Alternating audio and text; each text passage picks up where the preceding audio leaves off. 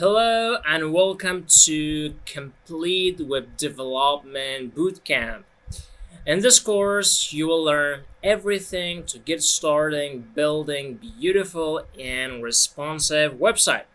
So, without a further ado, let's get started. We will learn how websites works. So first, we will want to learn how websites works, and then we are going to gradually learn how to build it. When you go to internet and you search for a website, that website consists of three files. For example, say this is a project that I made. It's a dice game. This is a really simple website. So say it's on internet. When I click the URL and now I'm in this website consists of three files: HTML, CSS, and JavaScript. So how should I know? Well, you can right click this and you can inspect, and as you can see, if I hover over these, you can see that it's highlighting the parts that's relative or responsible. This is a HTML. So HTML is the part that a website is constructed. So it's like the body of a website. So if I hover over this, you can see the highlight parts. And now if I click on this, and if I click on the title, as you can see, also we have some styles being applied in Style Console. See, we have margin, we have font family, we have text shadows, font size, and a lot more. So we will go through these in a lot more detail, but for now, just know that these are just styles that apply to this website. And also we have these divs, which we will go in more depth in future lessons, but I just want to show you how websites work. So we have HTML, CSS, and JavaScript. CSS is for styling, HTML is for body, and JavaScript is for functionality of the website. So for example, if I refresh this, you can see that these dices are being changed, and this is because we have a main JS. As you can see in here, we have these lines of code that is responsible for its changing. The JavaScript code is responsible for this. So this was just a quick introduction of how websites works. So the next thing we are going to talk about is HTML.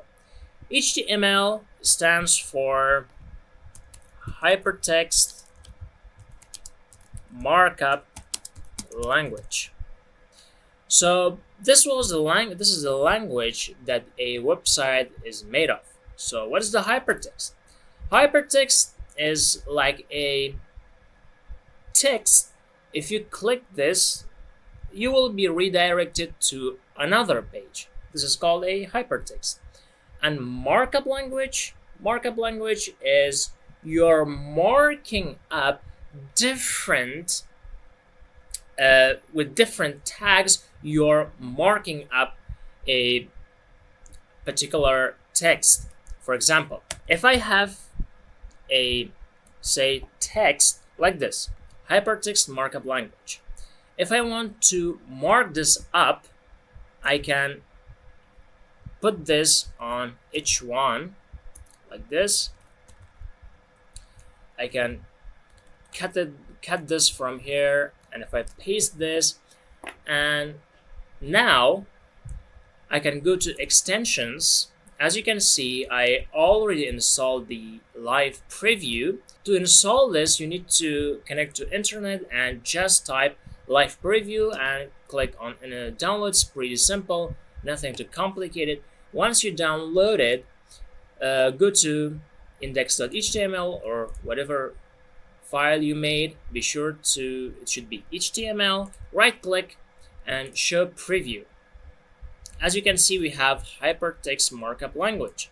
So we are marking up this particular text with tags. This is what HTML does. It's building, marking up language, which is building the body of, or the structure of our website. If I just ignore these, say our headings. If we want to apply a heading, close the heading with these h1. These are called HTML tags. And what is HTML? HTML elements refer to the whole thing, tags, and the text that is inside the tag is called an element. So this whole thing is called an element.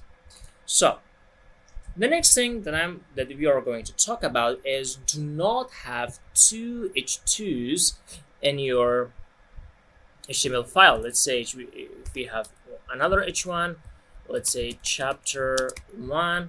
Now if we show preview, so do not have two h1s. Instead, you can have h2 like this, and that is a valid HTML syntax. We have h1, h2 up to h6. So the last heading that you can have is h6. So we do not have h7. The next thing is do not skip a level. Say we have h1 and then we jump to h3, which is wrong. So do not do this. If you are building a website, you have just a heading and you skip the h2 and you jump straight to h3. This is not a valid syntax. This was a quick introduction to how to make a heading, what's the tag, what is the element, how websites works. And now let's come to another HTML tag, which is really important. You will see almost on every website is a paragraph tag. Say we have another file. If I right click and show preview, you can see that it's a jumbled mess. It's really messy. You cannot see the paragraphs. So this is where need to include paragraph tags. So if your screen is small like me, you can click on these four lines. Click on open in browser. You can see the overall view and much more space. You can minimize this, you can close this. So how we include, so I will show you a quick tip to how to include these paragraph into tabs. So click this, and if you're on Windows, click on Control P, and in here write wrap with abbreviation. In here write P and then press enter. You will see that VS Code very intelligently includes these with paragraph, which is really cool. And the next thing is we want to have a space. Also, we will do the same thing with this paragraph, wrap with abbreviation, press P. The same thing goes for this. Go in here, wrap with abbreviation, and press P. Now, if you go to your web browser, see that the paragraphs are now really readable. Now you can see that we have 3 paragraphs. So that's how the paragraph tag works. So the next thing is we have 2 kinds of tags in HTML. One of them are void elements and non-void elements. So non-void elements are these paragraph tags that we've seen, and the h1 and h3 tags are non-void elements. It means that we have a starting tag and also we have a closing tag. On the contrary, void elements do not have a closing tag, or HR and BR elements. In here, we can add a HR element, which is just a horizontal line. Now, if we go to our web browser, we can see we have a horizontal line for separating things. In our website, we use this. And also we have the break element. See, if you want to have a new line in here, you can use BR or break element.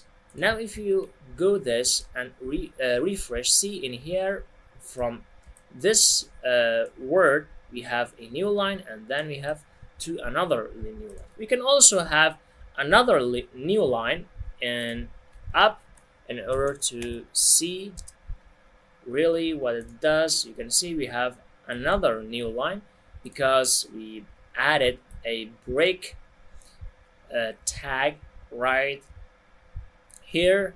Because of that, we have a new line. And that's it. That's it for today's video. I hope you enjoyed from this lesson, and I will see you in the next lesson.